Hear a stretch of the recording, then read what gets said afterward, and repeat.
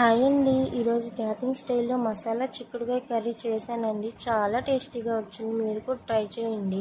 ముందుగా ఒక ప్యాన్లో పల్లీలు, ధనియాలు, జీలకర్ర, కొంచెం మెంతులు, ఎండు కొబ్బరి వేసి బాగా ఫ్రై చేసుకోండి. మిక్సీలో వేసి అల్లం, వెల్లుల్లిపాయలు, చింతపండు వేసి మిక్సీ వేసుకోండి. ఒక కుక్కర్లో ఆయిల్ వేసుకొని ఉల్లిపాయలు, పచ్చిమిరపకాయలు, ఉప్పు, పసుపు వేసి ఫ్రై చేసుకోండి.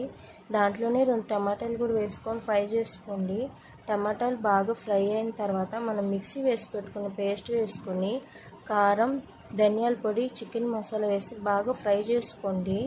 ఇలా ఆయిల్ పైకి వచ్చిన తర్వాత మనం కట్ చేసి పెట్టుకున్న చిక్కుడుకాయలను వేసి బాగా ఫ్రై చేసుకొని తగినంత ఉప్పు, నీళ్లు వేసుకొని కుక్కర్కి మూత పెట్టుకొని 2 నుంచి 3 విజిల్స్ వచ్చాక అంతే, మన చిక్కుడుకాయ కర్రీ రెడీ అయిపోయిందండి. వీడియో నచ్చితే లైక్ చేసి షేర్ చేయండి, సబ్స్క్రైబ్ చేసుకోండి.